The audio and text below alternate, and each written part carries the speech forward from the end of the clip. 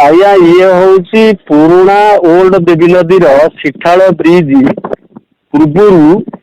300 metre पूर्वर ये रेलिकट होती कौन प्रशासनिक अधिकारी यापर नजर दौना गोटे ग्राम पंचायत सिठाल ग्राम पंचायत समस्त राजस्व ग्राम एवं एकौरा ग्राम पंचायत सिठाल ब्रिज ठारू कालख पर्यंत रास्तार नदी पट को राइट साइड रे प्रबल रेलिकट जहाँ द्वारा कि लोक प्रभावित हेबे एवं बन्यार परिस्थिति जहाँ होती ये ताठ अधिका परिस्थिति सृष्टि हम आ उपरे आमर कौन प्रशासनिक अधिकारी नजर नाई ये कंटापड़ा जल संपद विभाग अंडर रे जाउछि किंतु ताको भितर दोष दिया निया होउछंती आरएनडीजी आरडी आउ जल इरिगेशन ये किए कहा मुंडू को नवा चाहूना कौन प्रशासनिक अधिकारी माने जहाँ द्वारा कि लोक मैंने ये अवस्था आज पड़ी या कर्णपात कहार ना कि दृष्टिगोचर कहार ना लोक पूरा दीटा पंचायत प्लस आड़ीपिंगल ग्राम पंचायत जोटा कि जगतसिंहपुर अंडर रे जाउची दीटा गाँ जोरकोल ओड़पड़ा ये समस्ते समुद्र में लीन हो पानी गोड़ा पाखापाखि अच्छी छाड़ी जाइए 3 फुट पानी किंतु एबे जो 22 टी गेट खोललानी मुंडुली रे जो 8.5 लाख घनफुट पानी छाड़ुची पुणी 3 लाख आउची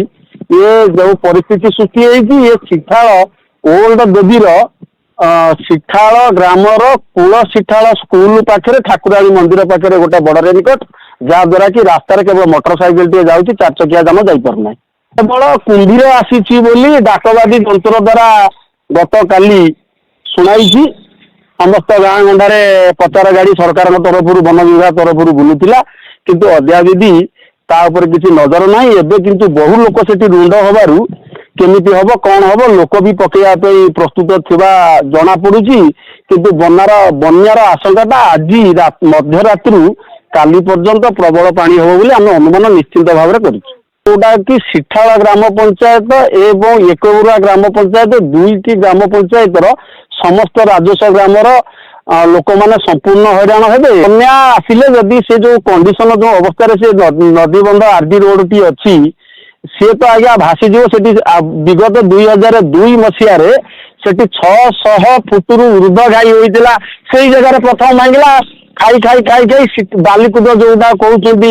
एकौरा पंचायत सीमा को लगी 600 रु ऊर्ध मीटर घाई होता तो बंदर मेन्ट्रांस सिठाल ब्रिज ठारू जो जगार से रेनिकोट ता आगु को आहरी आज्ञा रेनिकोट अच्छी सिठाल ब्रिज ठारू कालख पर्यंत पलसा कालख पर्यंत प्रत्येक रास्तार टॉप लेवल रे माटी नहीं ना पिचु रास्ता 2 फुट नाका खाई जाइए जहाँ द्वारा कि लोक मैंने आतंकित अवस्था अच्छा कहना सरकार तरफ कौन निगा ना विधायक जेहेतु सी समस्त विधायक समस्ते केमिति भलरे रहिबे तांकर से दायित्व तांको प्रशासन अधिकारी की सरकारी दलर एमएलए सी विधि व्यवस्था तैयारी करिया कथा 8 दिन पूर्व बन्या से बालेश्वर भद्रक कि जाजपुर ये जो यहाँ बन्या पीड़ित अंचल जे कि विगत दिन मानक नदी में पानी पड़े सिठाल आइलैंड प्रति जेते विधायक जाइछंती सेमाने तत्पर हुअंती सरकारी प्रशासन को आग पठाती सिठाल आइलैंड आग देख किंतु एपर्यंत कहीं आम से कथा अनुभव करना अंचलवासी भी करना।